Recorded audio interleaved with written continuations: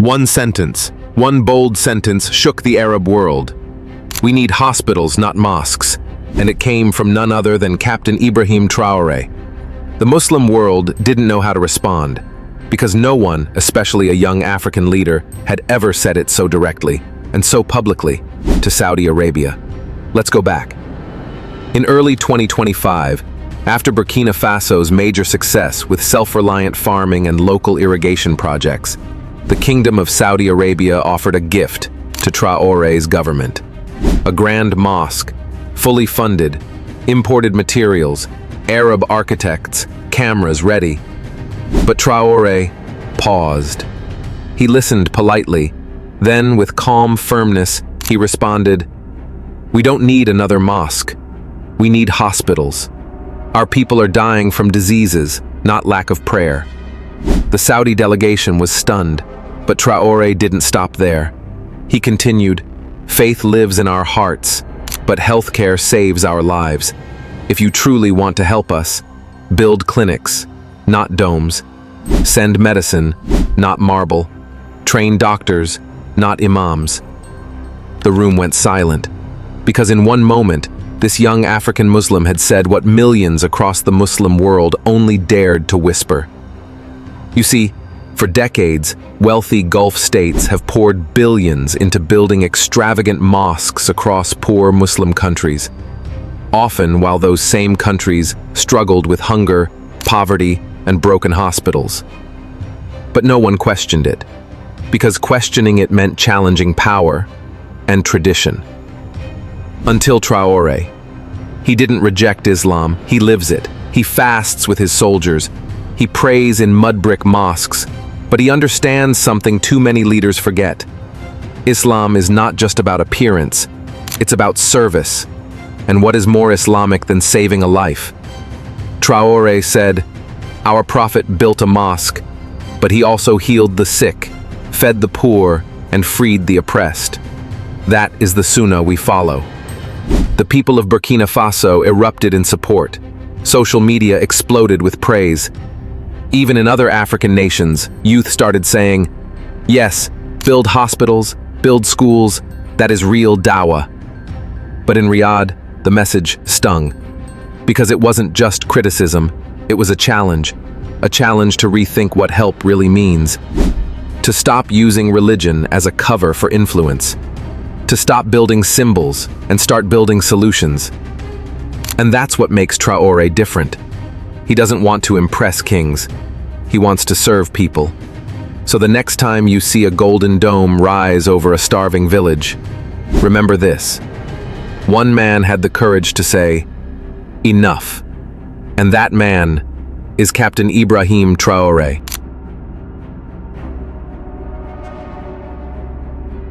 After the headlines faded, something surprising began to happen behind closed doors. Across Africa, leaders who once stayed silent started speaking quietly, and then publicly. In Nigeria, a governor refused a foreign-funded mosque and instead asked for a maternal care center. In Sudan, a young activist posted, "We don't need more minarets, we need medicine." The post went viral. And in the streets of Burkina Faso, a new chant began to rise. Hospital over marble. Doctors over donors. But it didn't stop with the people. Arab scholars began debating Traoré's words on satellite channels. Some defended tradition. Others admitted, he's right. What good is a prayer hall if your child dies of a fever? Even within Saudi Arabia, younger voices on social media began questioning the priorities of billion-dollar mosque projects built in nations where children still drink from dirty rivers. But Traoré wasn't interested in trending topics. He got to work. Within 3 months of rejecting the mosque offer, he launched the Health Before Honor initiative. It focused on training village nurses, building solar-powered clinics, mobile treatment units for conflict zones, clean water wells near every rural school, and all of it funded not by outside charity, but through local taxes, community labor, and state resources. Why?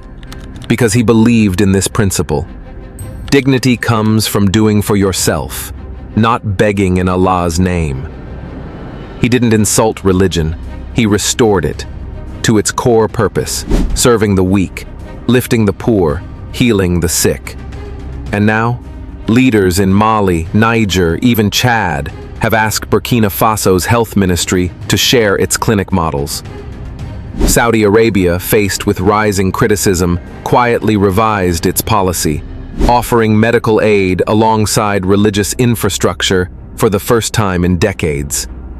Why? Because one voice shook the illusion. Because one man said what others were too afraid to say. We worship Allah by caring for His creation, not by building marble monuments over suffering. And in a world full of silence,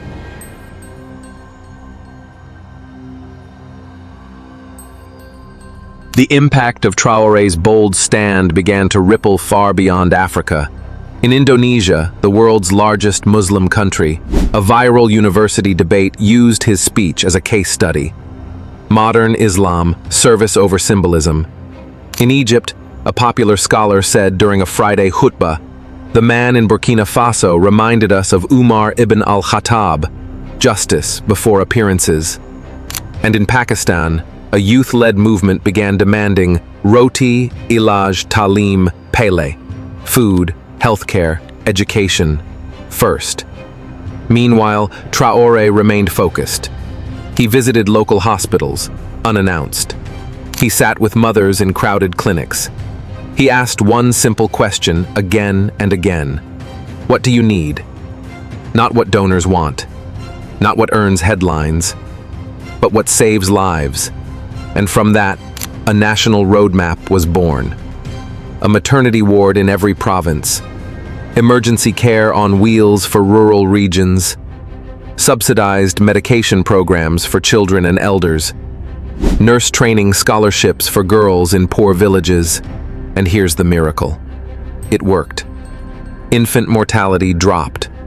Clinic attendance rose by 200%. People who once prayed only for rain now prayed for doctors, and they got them. And then, something unprecedented happened. Saudi citizens, everyday people, began donating directly to Burkina Faso's health initiative. Not for mosques, for medicine. They said, "This is real sadaqah, this is real ummah," because Traore's words had sparked something long buried, a truth. That helping your Muslim brother isn't about building taller domes, it's about wiping his tears when no one else will. And maybe, just maybe, this is why the world fears him. Not because he fights with weapons, but because he fights with values. Because in a time where faith is often used to divide, Ibrahim Traoré uses it to heal. And through one sentence, he changed the conversation of an entire generation. By late 2025, Traore's model of leadership was being studied in universities across the global south, not as a theory, but as a living example. From Kenya to Bangladesh, young Muslim students wrote essays titled "Mosques Are Not Enough, Islam as Public Service," the Traore Doctrine. Because what began as one bold statement, "We need hospitals, not mosques," had evolved into a movement reshaping how Muslim societies viewed leadership, faith, and development. And then came the ultimate shift. A major Gulf foundation, long known for building mega mosques, announced a $100 million donation to fund rural healthcare across West Africa. When asked what inspired the change, one official quietly said, "It was Traore. He reminded us what the Quran actually teaches." And the Quran says, "Whoever saves one life, it is as if he has saved all of mankind." Surah Al-Ma'idah 5:32. Traore never quoted it on stage. He never posted it online, but he lived it. And through that silent example, he brought centuries of forgotten truth back to life. Imams across Africa now began organizing health khutbahs, Friday sermons focused on hygiene, disease prevention, and community care. Some mosques even turned their empty storage rooms into free clinics.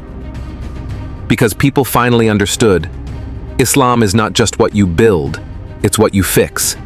Traore didn't ask to lead a revolution. He just refused to lie. And sometimes, honesty is more powerful than any weapon because it forces the world to look in the mirror. And what did that mirror show? That while many leaders decorate faith with gold and marble, one man in dusty boots healed his nation with truth. And the echo of his words still shakes the halls of palaces and parliaments. We need hospitals, not mosques.